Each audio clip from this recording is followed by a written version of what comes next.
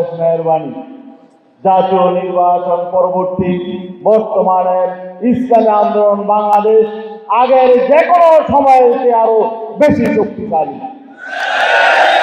অতীতের যে কোনো সময়কে আরো ঐক্যবদ্ধ, সুসংহত, আরো গতিশীল। বিগত জাতীয় নির্বাচন এবং নির্বাচন পরবর্তী আমাদের বিরুদ্ধে অনেক ষড়যন্ত্র চক্রান্ত হয়েছে। আমাদের বিরুদ্ধে, ইসলামী আন্দোলনের বিরুদ্ধে অনেক অপপ্রচার, মিথ্যাচার এবং ষড়যন্ত্র হয়েছিল। একটা শ্রেণী তারা ভেবেছিল এই অপপ্রচার, মিথ্যাচার, বিভ্রান্তি এবং ষড়যন্ত্র করে ইসলামী আন্দোলনের রাজনীতিকে শেষ করে দিবে। তারা আমাদেরকে দমিয়ে দিতে চেয়েছিল, আমাদেরকে নিঃশ্বাস করে দিতে চেয়েছিল, আমাদের মধ্যে বিরক্তি সৃষ্টির চেষ্টা করেছিল। কিন্তু আল্লাহর অশেষ মেহেরবানি জাতীয় নির্বাচন পরবর্তী বর্তমানে ইসলামী আন্দোলন বাংলাদেশ আগের যে কোনো সময়েতে আরো বেশি শক্তিশালী, অতীতের যে কোনো সময়কে আরো ঐক্যবদ্ধ, সুসংহত, আরো গতিশীল। সংগ্রামী বন্ধুগণ, 2024-এর গণ অভ্যুত্থান পরবর্তী আমরা একটি কল্যাণ রাষ্ট্র চেয়েছিলাম, আমরা একটি বৈষম্যহীন, শোষণমুক্ত সুশাসন চেয়েছিলাম। আমরা চেয়েছিলাম যে রাজনীতিতে গুণগত পরিবর্তন হবে, মানুষ তাদের অধিকার ফিরে পাবে, নিরাপত্তা আসবে, অর্থনৈতিক মুক্তি আসবে, দেশে শান্তি শৃঙ্খলা ফিরে আসবে, বেকারত্ব দূর হবে, যুবকরা চাকরি পাবে, মানুষ নিরাপত্তা নিয়ে সবাই সকলের কাজকর্ম করতে পারবে, স্বাধীনভাবে আমরা রাজনীতি করতে পারবে। কিন্তু একটি সরকার নির্বাচিত হওয়ার পরে 6 মাস অতিক্রান্ত হয়ে গেল। আমাদের স্বপ্ন যা ছিল, জনগণের স্বপ্ন প্রত্যাশা যা ছিল, তারা নিজেরাই তা গলা টিপে হত্যা করে দিয়েছে। কোথাও কোনো পরিবর্তন নেই, রাজনীতিতে কোনো গুণগত পরিবর্তন আসে নাই, অর্থনীতি আজকে ধ্বংসস্তূপে পরিণত হয়েছে। আমরা গভীর উদ্বেগের সাথে লক্ষ্য করছি যে এই বর্তমান সরকারের মন্ত্রীরা তারা তো নিজেরা ব্যর্থতার পরিচয় দিয়ে বরং মানুষের মধ্যে আতঙ্ক ছড়াচ্ছে। বিদ্যুৎ মন্ত্রী কিছুদিন আগে বললেন বিদ্যুতের সংকট সহসা সমাধান হবে না, এটা তো বললেনই। আবার বললেন আগামীতে সরকারি কর্মচারী কর্মকর্তারা দেশে সরকার বেতন ভাতা দিতে পারবে কি পারবে না, এটা নিয়ে তারা দুশ্চিন্তায় আছে। এই জাতীয় আতঙ্ক তারা ছড়াচ্ছে।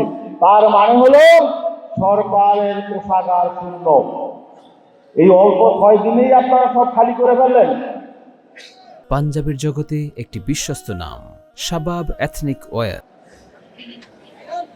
ফ্যাসিবাদী সরকার দেশ থেকে পালানোর পর 1.5 বছর তো অন্তর্বর্তীকালীন সরকার চালিয়ে গেছে, যা সবচেয়ে সংকটজনক মুহূর্ত ছিল। সে সময়টা তো সংকট ছিল না, সে সময় তো অর্থনীতিতে তো সংকট ছিল না, তখন তো সংকট বেশি থাকার কথা ছিল। আজকে এই 6 মাসের অবস্থা কেন হলো? বিদ্যুতের এত সংকট কেন হলো? দ্রব্যমূল্য সংকট কেন হলো? বেকারত্বের সমস্যা এত কেন হলো? আজকে আপনারা ফ্যামিলি কার্ড বিলাচ্ছেন, কৃষি কার্ড বিলাচ্ছেন, এগুলো দরকার নাই। আল্লাহর রাস্তায় আপনারা মানুষকে নিরাপত্তা কাটবেন, টাকা দেওয়ার দরকার নাই, মানুষ নিরাপত্তা চায়।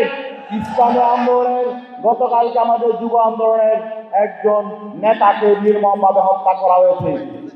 নিরাপত্তা চেয়েছিলেন নিরাপত্তা বাহিনীর কাছে, তারা নিরাপত্তা দিতে পারে নাই।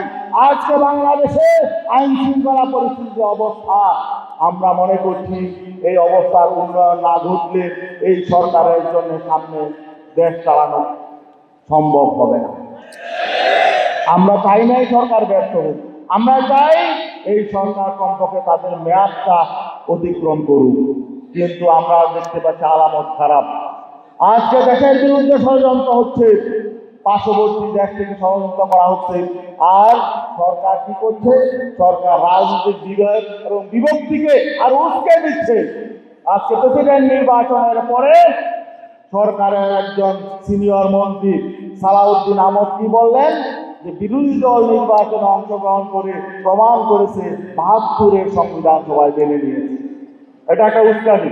তার মানে তারা ৭২-এর সংবিধান তারা আঁকড়ে ধরতে চায়, কিন্তু ৭২-এর সংবিধান আঁকড়ে ধরার জন্য তো জুলাই অভ্যুত্থান হয় নাই।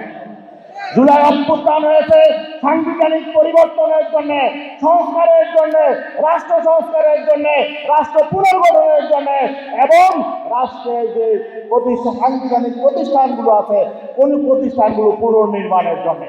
কিন্তু আমরা কি দেখতে পাচ্ছি?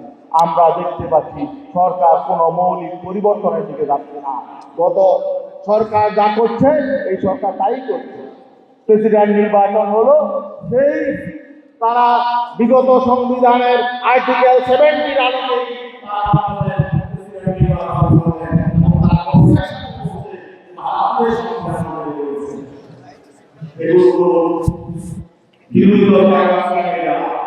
আমরা যে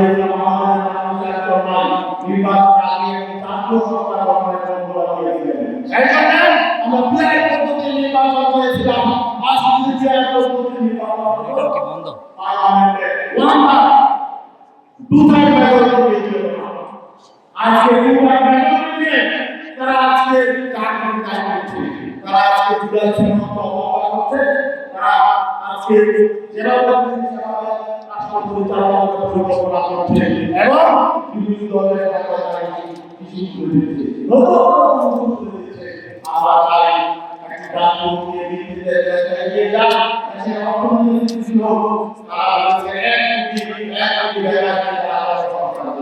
আমরা জানতে চাই এই বাজেট, এই বাজেটে আপনারা কত লাখ টাকা